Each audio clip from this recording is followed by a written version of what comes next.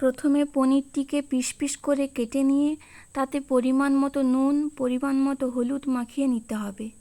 আমি ঘরে পাতা পনির দিয়ে করেছি, তোমরা বাজারের পনির দিয়ে করতে পারো। আমি ইনস্ট্যান্ট পনিরটিকে তৈরি করেছি বলে একটু ভেঙে যাওয়ার মতো হয়েছে।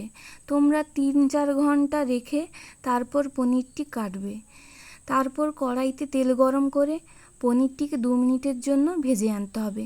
এদিকে আমি পেঁয়াজ, আদা, কাঁচা লঙ্কা বাটা মিক্সিতে করে বেটে নেব। এরপর বেসনের ব্যাটার তৈরি করব। তার জন্য যতটা বেসন নিব তার অর্ধেক কর্নফ্লাওয়ার, 1 চা চামচ জিরা, 1 চা চামচ গোলমরিচ গুঁড়ো, 1 চা চামচ কালো জিরে, পরিমাণ মতো নুন, 1 চিমটে খাওয়া সোডা এবং মিক্সিতে বেটে রাখা মশলা দিয়ে মেখে নেব। এদিকে কড়াইতে তেল গরম করতে করতে পনিরগুলো ব্যাটারে মাখিয়ে নিয়ে গরম তেলে ছেড়ে দেব। হালকা ব্রাউন কালার হয়ে এলে ছাঁকনি দিয়ে ছেঁকে নেব।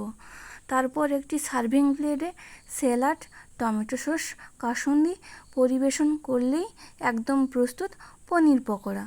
তোমরা যদি জানতে চাও আমি বাড়িতে কিভাবে পনির তৈরি করেছি তাহলে তার উপর একটা আমি ভিডিও দিতে পারি। প্লিজ কমেন্ট করে জানাবে কেমন লাগলো এবং অবশ্যই বাড়িতে একবার চেষ্টা করে দেখো কেমন খেতে, তারপর কমেন্ট করে জানাও।